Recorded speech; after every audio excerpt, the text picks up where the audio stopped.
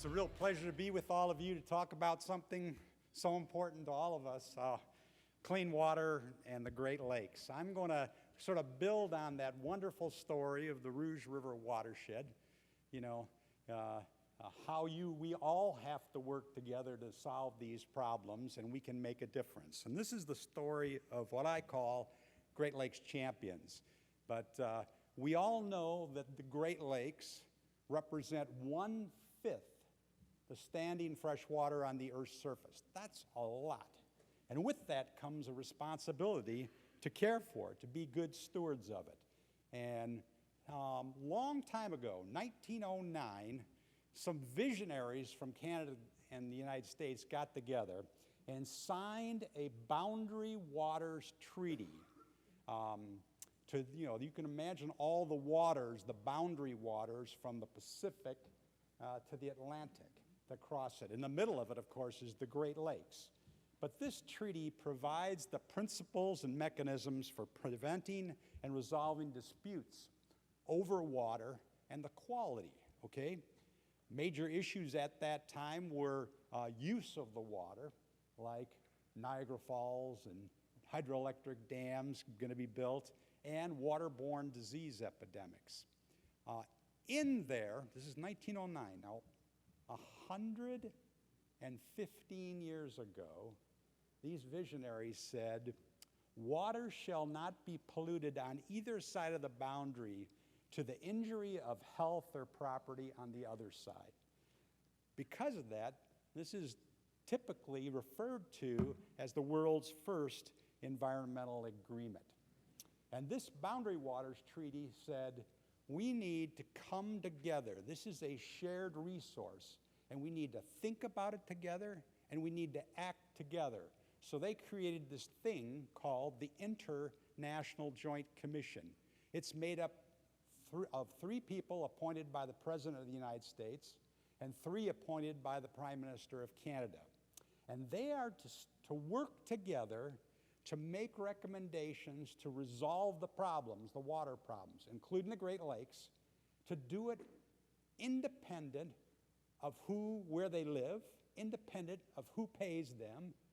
They are to work together and speak in one voice. They're an independent and objective advisor to both governments, and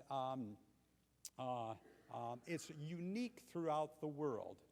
The IJC then uses experts. It goes out and recruits experts, like on the Rouge River, to serve in their personal and professional capacity and not to represent where they come from or who pays them, to undertake independent fact-finding and provide independent advice for problem resolution. Its processes have compiled agreed upon and trusted scientific and socioeconomic data and have interpreted these data in a very public fashion to build broad-based understanding to support action. Out of this mechanism, this creative way of working together to protect and restore shared water resources, they signed a Great Lakes Water Quality Agreement, first in 1972, and there's been revisions of it in 78, 87, and most recently in 2012. Because of this, it's often referred to as an evolving instrument for ecosystem-based management. And it's heralded throughout the world for what it's trying to do in terms of environmental protection and restoration. It has a number of boards underneath it. One of them is called the Great Lakes Water Quality Board. That's made up of the senior water program managers of the 8 Great Lakes states, the provinces of Ontario and Quebec, and the governments of Canada and the United States. And since 1972, they were talking about reporting on the most polluted areas of the Great Lakes. In 1985, they issued a report and said, despite all our best efforts, things are not getting any better. We have hit the brick wall on these most polluted areas of concern. And you heard about those in the previous talk as well. Here's what they looked like. It started out in 1985. with 42 of them, and then a 43rd was added, Presqu'île Bay in Pennsylvania as well. These are the pollution hotspots. So the International Joint Commission identifying these and putting them into the Great Lakes Water Quality Agreement between Canada and the United States provided laser-like focus to clean up these pollution hotspots. Incorporation into the agreement also gave it legitimacy. This is based on a treaty between two countries. So areas of concern had built-in audience of stakeholders ready, willing, and able to roll up their sleeves and make a difference in cleaning up the place they called home. But they needed a champion, like many of you are for your local Rotaries. These cleanup plans, it's not important what they were called, remedial action plans, just a cleanup plan. These plans also were charged with incorporating an ecosystem approach. An ecosystem approach accounts for the interrelationships between air, land, water, and all living things, including you and I, because we're part of the ecosystem, and involves all user groups in management. That's what you do in some of these Rotary projects. You bring all the stakeholders together, you co-produce knowledge, you co-innovate solutions, you cooperatively fund it, and you get it done. You're doing an ecosystem approach. So it's important. This was a game changer at the time. The difference between environment and ecosystem is like the difference between house and home. House sits across the street over there. It's external and detached from us. But home, when you talk about it, home is, you see yourself in the home. And what we do to the home, we do to ourselves. So what we do to our ecosystem, we do to ourselves. That's an important distinction. Prior to 1985, things were done in a top-down command and control fashion. Governments, whether it be federal governments, state governments, provincial governments, were pretty much telling industries and municipalities what they needed to do to clean up their act and to stop this pollution. But the ecosystem approach says you have to go beyond just the industries and the municipalities. You have to look at the runoff off the land, like we just heard from Friends of the Rouge. We need to look at the contaminated sediments. We need to think about the fish, the birds, and human health as well, all of it together. So this, again, was a paradigm shift in thinking and waiting in the wings where people who loved their watershed, like the Rouge, and loved the Great Lakes and were willing to tirelessly pass them on as a gift to future generations. So I'm going to tell you two stories about champions. One is the Buffalo River. You know where the buffalo is on the far eastern end of Lake Erie. It was an early fur trading post. It was the terminus of the Erie Canal in 1825. It literally opened up the continent. Think of how people came across on the Erie Canal and got on ships and moved west. And this provided safe and reliable passage for vast numbers of people and goods. Buffalo was also an early shipbuilding port. It was the grain storage capital of the world and the leading miller of grains in the mid-1800s. At the peak of the maritime era in the 1800s, Buffalo was the fourth largest port in the world, not in the United States. Because of that, they gave it the name Queen City of the Lakes. But industries followed, and lots of pollution occurred. And by the 1950s and 60s, both industrial and municipal effluents were overwhelming the Buffalo River, and no fish were caught in the river. We had fisheries agencies like New York State. We had federal agencies. We had universities looking for fish, and they could not find any fish in the river. The predecessor of U.S. Environmental Protection Agency at that time was called the Federal Water Pollution Control Administration, and they had this to say: The Buffalo River is a repulsive holding basin of industrial and municipal wastes. It is devoid of oxygen and almost sterile. Oil phenols are present in large amounts. Unbelievable for the government to say that about the place where you lived and the place where you were raising your family. Then, 1968, the Buffalo River caught on fire. Here's the picture a couple days before that. This gentleman is an early champion of the Buffalo River named Stanley Spiesiak, and he's looking. Look at the oil-soaked shoreline there. Look at the oil floating on the river. Then a couple days later, it caught on fire. Stanley Spiesiak was a jeweler in downtown Buffalo. He had a small shop, jewelry store, but his passion was the environment. His passion was to pass something on in better shape to the next generation. So this jeweler, he looked at the pollution I just talked about in the Buffalo River and said, I am going to get the President of the United States to come to Buffalo, New York. Stanley Spiesiak is the fourth person on the left there, the man with the horn-rimmed glasses. You see President Johnson in the middle there. You see Lady Bird in there. If you notice closely, Rockefeller is in there. So here's this jeweler that brings this really prestigious group of people together, puts them on a tugboat, goes out at the mouth of the Buffalo River and takes a galvanized steel pail, 1 gallon pail, and drops it into the Buffalo River, pulls it up on a line, and puts it down. You see the pail there? And they put a wooden spoon into it and pick it up. And what was dripping off that was oil and petroleum products. And Stanley Spiesiak says to the president, he says, what's your policy on this, Mr. President? Of course, he doesn't know.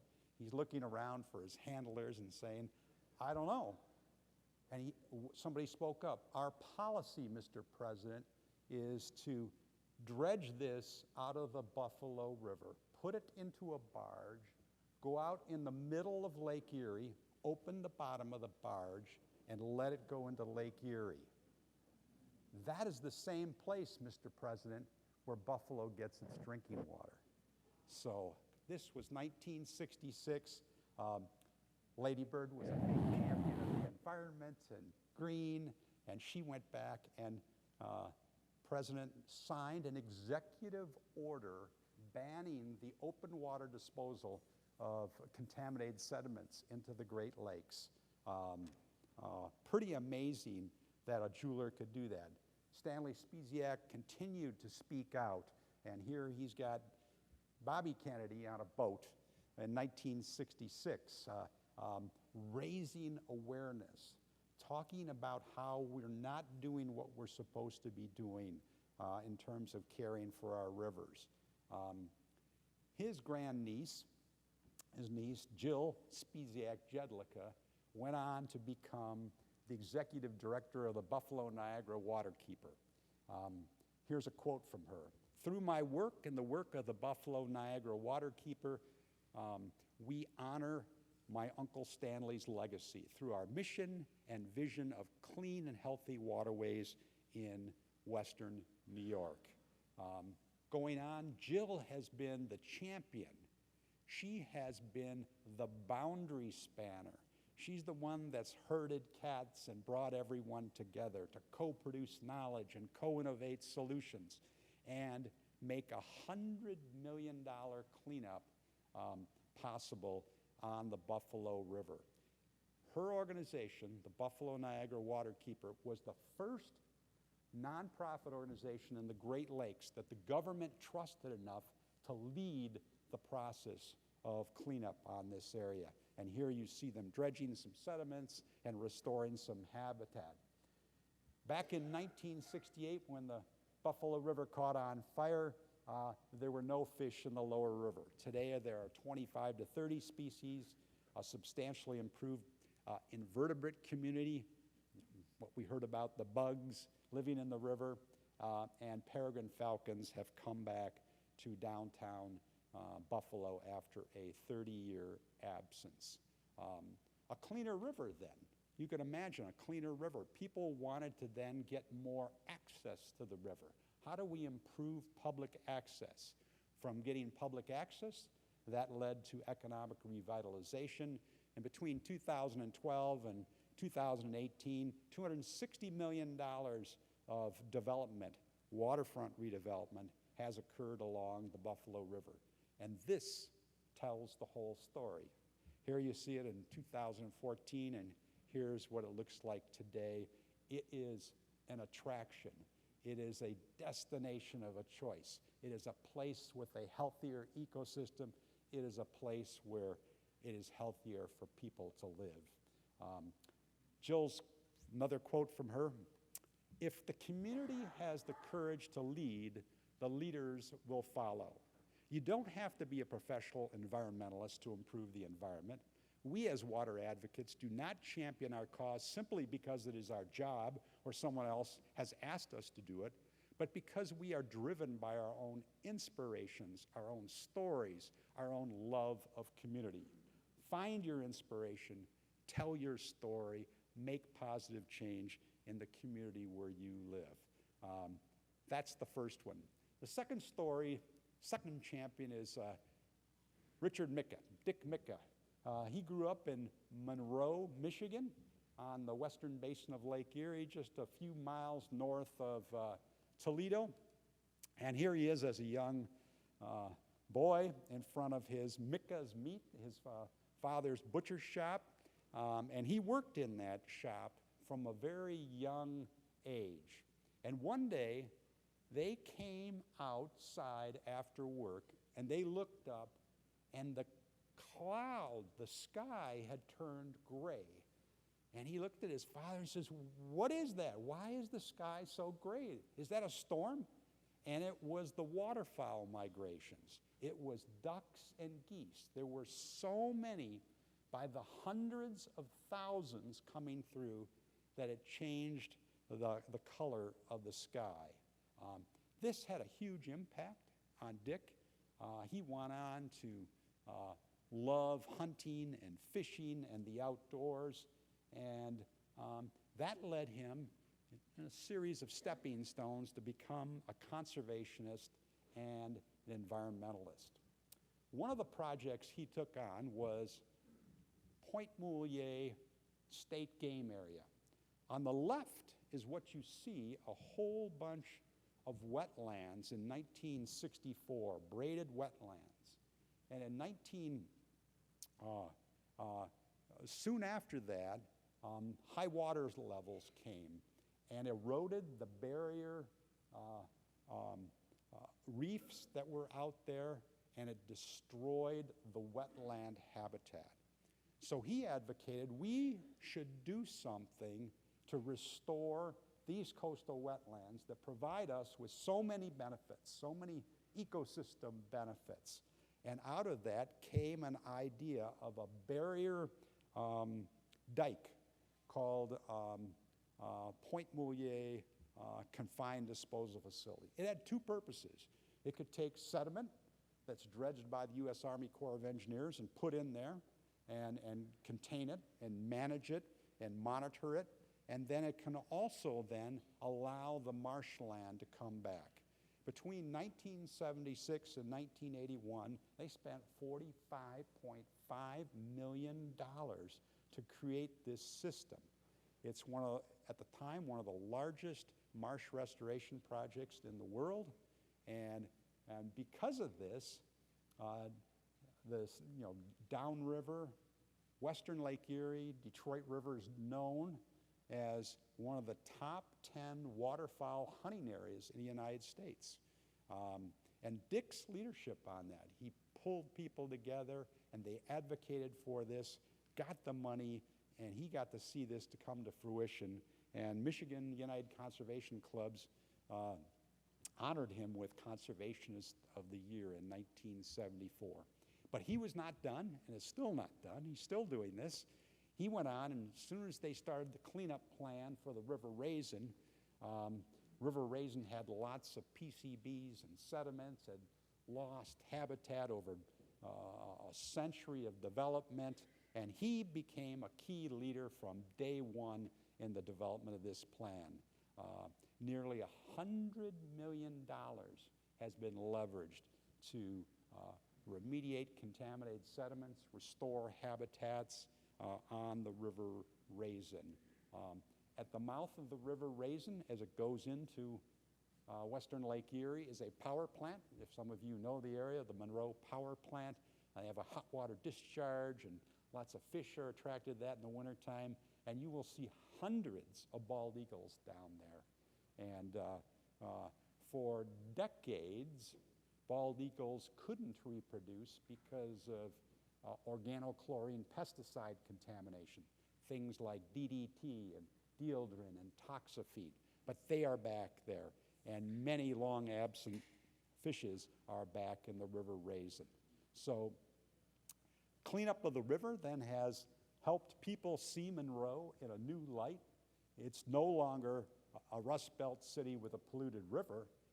It is the only city to have a national park in it now, to have a state park, Sterling State Park, and have units of an international wildlife refuge, all in the city. Then this has led to reconnecting people to the water, to the River Raisin, to Lake Erie, to these amazing, the National Park, the Sterling State Park, all of that.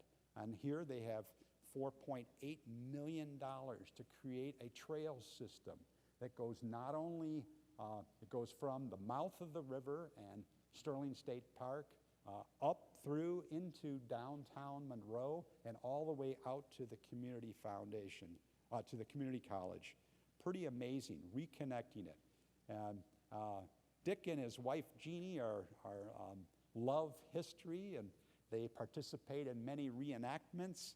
And so they've kind of championed this integrated approach to protecting the environment, celebrating history, enhancing the community, and furthering the economy.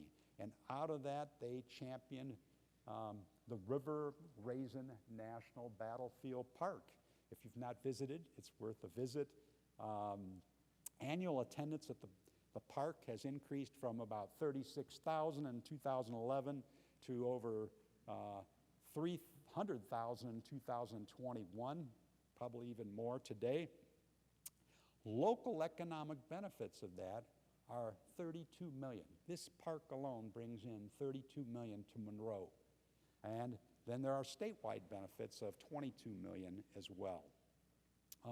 So again, Monroe is now redefining itself from being a Rust Belt city with a polluted river to a desirable urban community with outstanding natural resources, historical assets, and a growing diverse economy. Dick's advice to all of us is provide compelling outdoor experiences for children at an early age and create programs and places that give compelling outdoor experiences that inspire a sense of wonder in children. Dick is still serving on that cleanup committee for the River Raisin.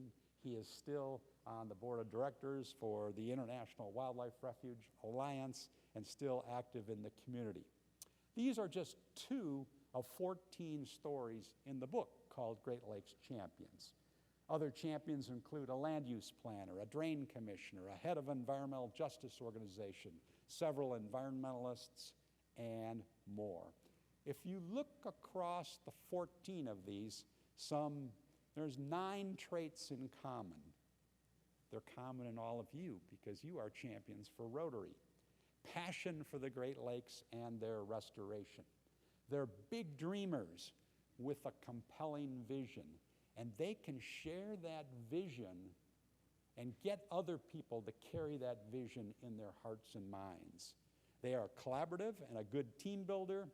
They have an eagerness to learn, and they're willing and want to share what they've learned with other people. They're a practical problem solver that knows how to overcome obstacles. They are action-oriented and adaptable. They are in it for the long haul. They're not going to be in it for just a couple of short years. They bring honesty and integrity to the table every single day, and they understand the importance of celebrating successes and giving credit. Indeed, they are generous servant leaders. You saw this quote a little while ago. It's so appropriate for all of you. Never doubt that a small group of thoughtful, committed citizens can change the world. Indeed, it's the only thing that ever has. If we are going to solve problems like climate change, if we're going to solve problems like PFAS, these forever chemicals, and they have a health advisory on the Huron River advising no human consumption of fish because of that. If we're going to solve these most significant problems, everyone's going to have to work together, but it's going to take committed people like yourself. So thank you very much.